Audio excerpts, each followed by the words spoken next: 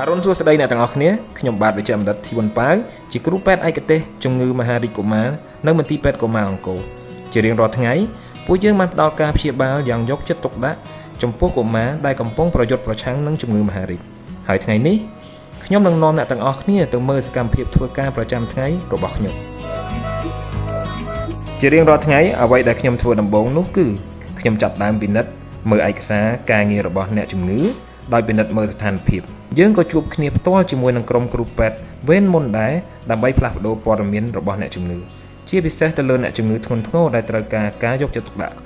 បន្ទាប់ពីបានផ្លាស់ប្ដូរព័ត៌មានហើយពួកយើងដែលជាក្រុមវេជ្ជបណ្ឌិតតែងតែពិនិត្យមើលការវិភាគសម្រាប់ចាក់ថ្នាំគីមីទៅលើអ្នកជំងឺមហារីករបស់យើងហើយជូនដំណឹងទៅប្រាប់អាណាព្យាបាលនិងគ្រប់ផ្នែកដែលពាក់ព័ន្ធដូចជា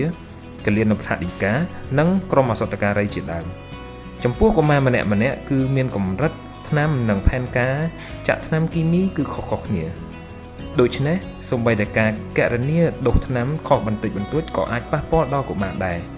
នេះហើយជាមូលហេតុដែលយើងត្រូវធ្វើការយ៉ាងជិតស្និទ្ធជាមួយឱសថការីនិងក្រុមគលានុបដ្ឋាយិការបស់យើងនៅមន្ទីរពេទ្យកុមារអង្គរក្រៅពីការព្យាបាលដោយវេជ្ជសាស្ត្រឬថ្នាំគីមីក្រុមការងារសង្គមកិច្ចរបស់យើងគឺដើរតួនាទីយ៉ាងសំខាន់ក្នុងការថែទាំកុមារដែលមានជំងឺមហារីកដែរក្រុមការងារសង្គមកិច្ចតែងតែផ្ដល់ការកម្សាន្តដល់កុមារឬក៏ផ្ដល់ប្រឹក្សាផ្លូវចិត្តដល់អាណាព្យាបាលរបស់អ្នកជំងឺអាហារូបត្ថម្ភគឺជាផ្នែកសំខាន់នៃការជាសះស្បើយឡើងវិញនិងជួយរាងកាយរបស់កុមារឲ្យលូតលាស់ហើយមានភាពរឹងមាំការងាររបស់ពួកយើងមិនមែនគ្រាន់តែព្យាបាលឬចាក់ថ្នាំទៅលើអ្នកជំងឺនោះទេផ្នែកដែលសំខាន់បំផុតក្នុងការងាររបស់ខ្ញុំមួយទៀតនោះគឺការជួបជាមួយក្រុមគ្រួសាររបស់អ្នកជំងឺដើម្បីពន្យល់និងណែនាំពីព័ត៌មានក្នុងការព្យាបាលនិងការវិវត្តរបស់ស្ថានភាព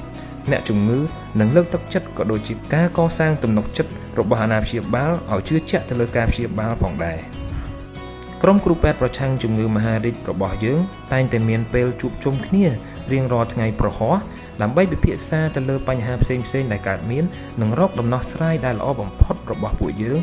និងផ្ដល់ជូនទៅឲ្យអ្នកជំងឺ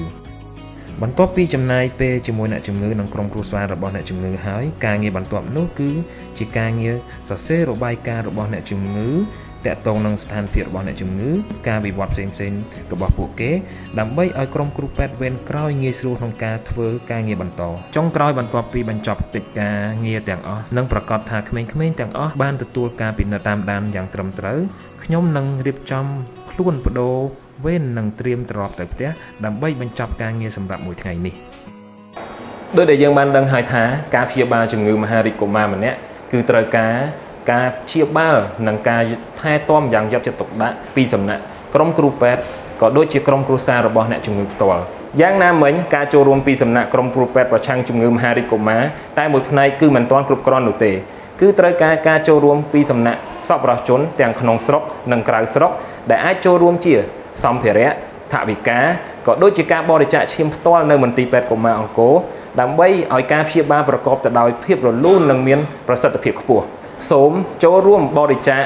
ជូនមន្ទីរពេទ្យកុមារអង្គរឲ្យបានគ្រប់គ្នាដើម្បីការពារនិងសង្គ្រោះកុមារពីជំងឺមហារីកនៅកម្ពុជា